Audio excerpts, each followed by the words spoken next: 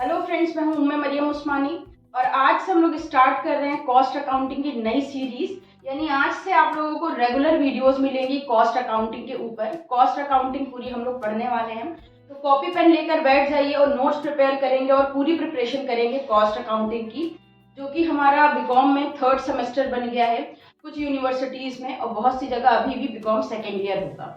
तो आपका कोई भी ईयर हो, हम लोग क्या करने जा रहे हैं, कॉस्ट अकाउंटिंग स्टार्ट करने जा रहे हैं। तो फटाफट आप लोग पेन पेपर लेकर बैठ जाइए और नोट्स प्रिपेयर करना स्टार्ट कर दिए। सब कुछ कवर करेंगे कॉस्ट अकाउंटिंग में, प्रैक्टिकल, थ्योरी, सब कुछ। तो स्टार्ट करते हैं हम लोग चैप्टर नंबर 1। कॉस्ट अकाउंटिंग में हमारा जो फर्स्ट चैप्टर है उसमें इंट्रोडक्शन दिया जाएगा कॉस्ट अकाउंटिंग के बारे में। तो सबसे पहले हम लोग इंट्रोडक्शन ऑफ कॉस्ट अकाउंटिंग पढ़ने वाले हैं। कॉस्ट अकाउंटिंग पढ़ने से पहले हमें ये पता होना चाहिए कि अकाउंटिंग क्या होती है।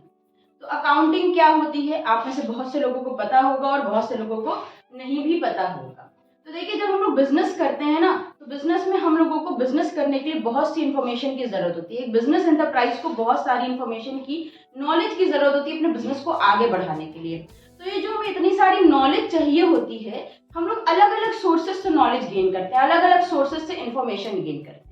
वैसे ही बिजनेस में बिजनेस को चलाने की इंफॉर्मेशन गेन करने का एक तरीका होता है अकाउंटिंग करना, यानी बिजनेस के सारे ट्रांजैक्शंस को रिकॉर्ड करना। तो अकाउंटिंग क्या है, बिजनेस में इंफॉर्मेशन गेन करने का एक मेथड, एक तरीका है। ठीक, अब अकाउंटिंग क्यों की जाती है, अकाउंटिंग किस चीज की जाती है, तो ये हम लोगों को पता ही है कि अकाउंटिंग जो हम लोग करते हैं वो बिजनेस की डेली एक्टिविटीज की करते हैं। यानी बिजनेस में रोजमर्रा में जो एक्टिविटीज हो रही हैं, रोज जो काम हो रहा है, जितना खरीदा जा रहा है, जितना बेचा जा रहा है, जो उधार है कि नकद है, ये सारी चीजों को हम लोग क्या करते हैं, रिकॉर्ड करते हैं अकाउंटिंग के अंदर। अब हम लोग एक तो डेली एक्टिविटीज को रिकॉर्ड करते हैं, दूसरा हम लोग इसको कई तरह के ग्रुप ऑफ पीपल होते हैं, कई सारे लोग होते हैं जो बिजनेस में हमारे साथ जुड़े होते हैं, उनसे रिलेटेड ट्रांजैक्शंस भी हम लोगों को रिकॉर्ड करने होते हैं। जैसे हमारे डेटर्स, हमारे क्रेडिटर्स, हमारे शेयर होल्डर, हमारे टैक्स अथॉरिटीज, हमारे मैनेजर्स, सुपरवाइजर्स, इन सब लोगों से रिलेटेड भी बहुत सारी इंफॉर्मेशन होती है। किसको हम कितनी सैलरी दे रहे हैं, कितना इंटरेस्ट देना है, कितना डिविडेंड देना है। तो बिजनेस की डेली एक्टिविटीज से लेकर अपने जितने भी बिजनेस की अथॉरिटीज हैं, उन सब की इंफॉर्मेशन को जो हम रिकॉर्ड करते हैं उसे हम कहते हैं अकाउंटिंग। अब हमारी अकाउंटिंग कितने तरह की होती है, हमारी अकाउंटिंग को अलग अलग लोग अलग अलग तरह का बताते हैं। कई तरह की अकाउंटिंग होती है, लेकिन आज हम बात करेंगे on the basis of information. तो अगर मोटे मोटे तौर पर बात करें तो हमारी अकाउंटिंग इंफॉर्मेशन के बेसिस पे 3 कैटेगरीज में डिवाइड की गई है। यानी अकाउंटिंग को इंफॉर्मेशन के बेसिस पे 3 भागों में बांटा गया है। नंबर 1 पर है फाइनेंशियल अकाउंटिंग, जो आप लोग इससे पहले कॉस्ट पढ़ने से पहले पढ़ चुके होंगे। नंबर 2 पे है कॉस्ट अकाउंटिंग एंड नंबर 3 है मैनेजमेंट अकाउंटिंग। तो अब हम ये समझते हैं सबसे पहले कि फाइनेंशियल अकाउंटिंग क्या होता है, थोड़ा सा इसको रिवीजन कर लेते हैं माइंड में। ठीक है, तो देखिए, बिजनेस में जितने भी ट्रांजेक्शन्स को हम रिकॉर्ड करते हैं, क्यों रिकॉर्ड करते हैं, इस मकसद के साथ रिकॉर्ड करते हैं कि हमें यहाँ पर अकाउंट्स को प्रिपेयर करना है, फाइनल अकाउंट्स को प्रिपेयर करना है, क्योंकि इसे अभी हमें अपने शेयर होल्डर्स, अपने मैनेजर्स, अपने टैक्स अथॉरिटीज के सामने प्रेजेंट करना है। तो हमें क्या करना होता है, अपने बिजनेस के रिजल्ट्स को जो अपने शेयर होल्डर, डायरेक्टर वगैरह के सामने प्रेजेंट करना होता है, उनके सामने प्रेजेंट करने के लिए हम जो अकाउंट्स प्रिपेयर करते हैं, अपने बिजनेस में प्रॉफिट कैलकुलेट करते हैं, बिजनेस की बैलेंस शीट बना के फाइनेंशियल पोजीशन को कैलकुलेट करते हैं। तो ये सारी चीजें हमारी फाइनेंशियल अकाउंटिंग कहलाती है। ठीक है, तो फाइनेंशियल अकाउंटिंग क्या होता है, फाइनेंशियल अकाउंटिंग होता है बिजनेस ट्रांजैक्शंस को रिकॉर्ड करना, इस मकसद के साथ रिकॉर्ड करना कि अभी हमें उसे क्या करना है, अपने मैनेजर, टैक्स अथॉरिटी और शेयर होल्डर्स के सामने प्रेजेंट करना है। ये सोच के अगर हम अपने बिजनेस के ट्रांजैक्शंस को और इवेंट्स को रिकॉर्ड कर रहे हैं मॉनेटरी टर्म्स में, तो उसे हम फाइनेंशियल अकाउंटिंग कहते हैं। फाइनेंशियल अकाउंटिंग के डेफिनेशन का रिवीजन कर लेते हैं। फाइनेंशियल अकाउंटिंग की डेफिनेशन क्या है, the art of recording, classifying and summarising in a significant manner and in terms of money. यहाँ पे क्या है, आ गया वर्ड, देखिए रिकॉर्डिंग। रिकॉर्डिंग हम कैसे करते हैं, जर्नल एंट्रीज। क्लासिफाइंग में क्या करते हैं, लेजर प्रिपेयर करते हैं। रिकॉर्डिंग में हमारी जर्नल एंट्रीज आ जाती हैं एंड क्लासिफाइंग में हमारा लेजर आ जाता है। एंड समराइजिंग में हमारी ट्रायल बैलेंस आ जाता है। And in a significant manner and in terms of money, transactions and events. अब ये बात ध्यान रखिएगा कि हम लोग क्या करते हैं, जब हमारे जो ट्रांजैक्शंस होते हैं उन्हें पहले तो रिकॉर्ड करते हैं यानी जर्नल एंट्रीज करते हैं, फिर हम उन्हें क्या करते हैं क्लासीफाई करते हैं यानी लेजर बनाते हैं, उसके बाद हम उन्हें समराइज करते हैं यानी ट्रायल बैलेंस बनाते हैं, और ये सारी चीज़ें एक ऑर्डर में होती हैं, ठीक। And in terms of money यानी हमेशा पैसों में रिकॉर्ड किया जाता है। ये हम लोगों ने एक इसका कंसेप्ट भी पढ़ा होता है जब हम लोग 11th में होते हैं, तो एक कंसेप्ट होता है जिसमें ये बताया जाता है मनी मेजरमेंट कंसेप्ट, कि हम लोग बिजनेस में सिर्फ उन ट्रांजैक्शंस को रिकॉर्ड करते हैं जिन्हें हम मनी में मेजर कर सकते हैं। तो यहाँ पे बोल रहा है and in terms of money, हमें मनी में सारी चीज़ों को रिकॉर्ड करना है। ट्रांजैक्शंस रिकॉर्ड होते हैं और इवेंट्स। ट्रांजैक्शंस किसे कहते हैं? डे टू डे जो ट्रांजैक्शन हो रहे हैं, जैसे हमने राहुल को सैलरी दे दी, मीना से माल खरीद लिया, शीना को माल बेच दिया, तो ये सारे हमारे ट्रांजैक्शंस है, रोज का रोज जो हो रहे हैं, जो डे टू डे हो रहे हैं वो हमारे ट्रांजैक्शंस हैं। इवेंट्स किसे कहते हैं? जो साल में एक बार हो रहे हैं, जैसे अगर हमारे बिजनेस में प्रॉफिट हो गया या लॉस हो गया, ये सब हमारे इवेंट्स हैं। Which are in part at least of a financial character and interpreting the results thereof। ये सारे ही हमारे फाइनेंशियल कैरेक्टर के होते हैं और उसके बाद हमें इनके रिजल्ट्स को भी इंटरप्रेट करना होता है। तो आप जितने भी ट्रांजैक्शंस रिकॉर्ड कर रहे हो फाइनेंशियल नेचर की कर लेना, ठीक। ऐसा ना हो कि आप बीमार पड़ जाएं और आप उसको भी रिकॉर्ड करने बैठ जाएं। तो अपनी किसी भी तरह के पर्सनल सोशल इश्यूज को रिकॉर्ड नहीं किया जाता है, बिजनेस ट्रांजैक्शंस को रिकॉर्ड करना चाहिए, फाइनेंशियल कैरेक्टर के होने चाहिए और मनी के टर्म्स में आप उन्हें मेजर कर सकें। और सारी चीज़ों को जब आप रिकॉर्ड कर लेते हैं तब आपको बनानी होती है बैलेंस शीट और फाइनल अकाउंट्स बनाने होते हैं। फाइनल अकाउंट्स बनाकर आप बनाते हैं बैलेंस शीट और फिर फंड फ्लो स्टेटमेंट, जिससे हम अपने रिजल्ट्स को क्या करते हैं? इंटरप्रेट करते हैं। तो हमें ध्यान रखना है कि फाइनेंशियल अकाउंटिंग क्या होती है। इसके अंदर जर्नल एंट्रीज से लेकर final accounts, fund flow statement तक के सारे ट्रांजैक्शंस आ जाते हैं, सारे इवेंट्स आ जाते हैं, सब कुछ रिकॉर्ड करा जाता है। हमारे बिजनेस की पोजीशन निकाली जाती है, बिजनेस में जितना प्रॉफिट और लॉस हो रहा है वो सब निकाल के और हमारे बिजनेस के जो स्टेक होल्डर है उनके सामने प्रेजेंट किया जाता है। एक बात और ध्यान रखनी है कि इसका ऑब्जेक्टिव क्या होता है। The objective of financial accounting is to present a true and fair view. ये ध्यान रखिएगा, फाइनेंशियल अकाउंटिंग का मेन मकसद क्या है? एक ट्रू और फेयर व्यू प्रेजेंट करना कंपनी की इनकम का, कंपनी की फाइनेंशियल पोजीशन का और कंपनी के फंड्स का at a regular interval of 1 year. ठीक है, ये वर्ड याद रखिएगा, रेगुलर इंटरवल। तो कंपनी का ऑब्जेक्टिव फाइनेंशियल अकाउंटिंग का क्या होता है? कंपनी में फाइनेंशियल अकाउंटिंग का ऑब्जेक्टिव होता है कि एक ट्रू और फेयर पिक्चर शो करे किस चीज़ की? कंपनी के इनकम की, जो फाइनल अकाउंट से आती है, प्रॉफिट एंड लॉस से आती है, फाइनेंशियल पोजीशन की जो कि बैलेंस शीट से आती है, कंपनी के फंड्स की जो कि फंड फ्लो से आती है, और कब शो करेगी? रेगुलर बेसिस पे ऑफ 1 ईयर। यानी ऐसा नहीं है कि एक बार आपने बना लिया सुकून से बैठ गए, हर साल आपको बनाना है। तो रेगुलर बेसिस पे जो हम कंपनी की picture true and fair view show करते हैं, इसी को हम कहते हैं financial accounting.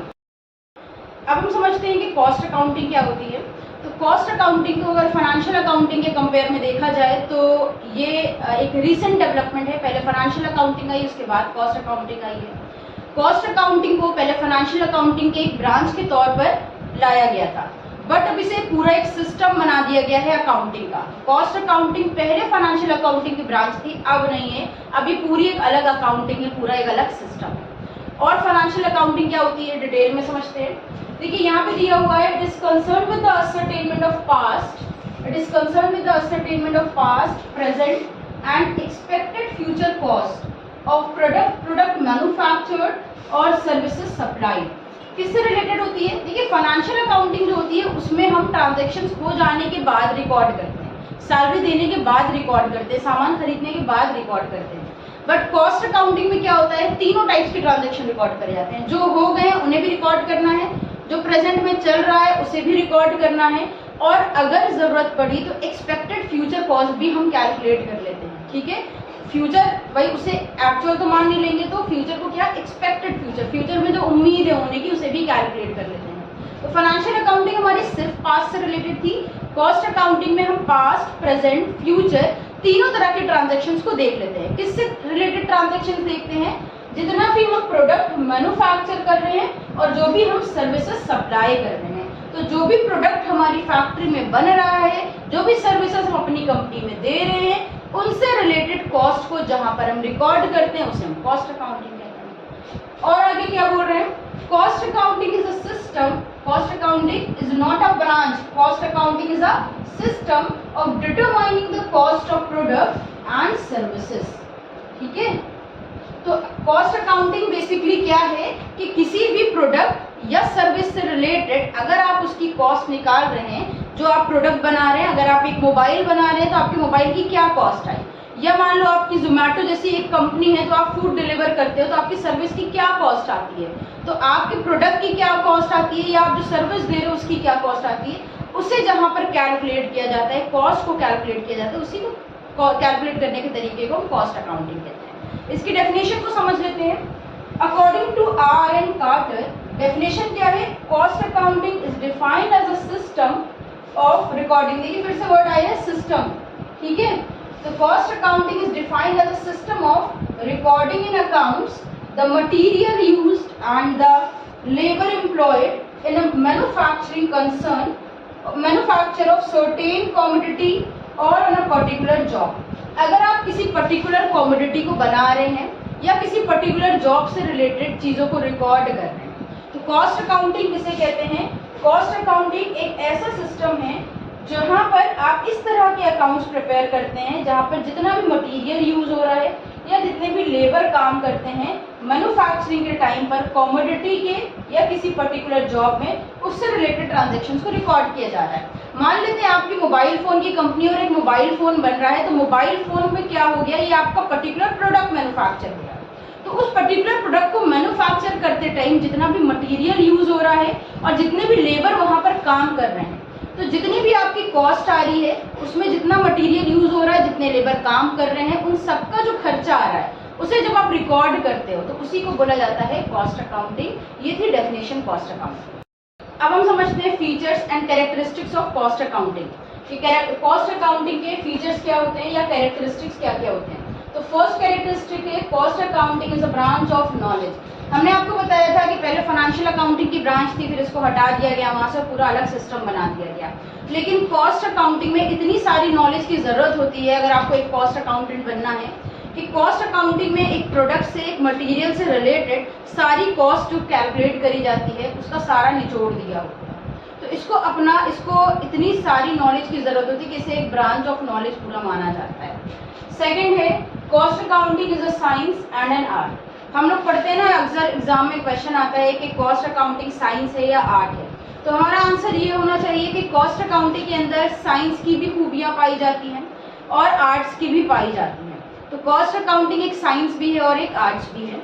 Then third, it is a process of accounting for cost. Cost accounting में मेन किसी भी प्रोडक्ट से रिलेटेड, किसी भी जॉब से रिलेटेड कॉस्ट की ही कैलकुलेशन की जाती है कि कितना पैसा आपका खर्च हुआ।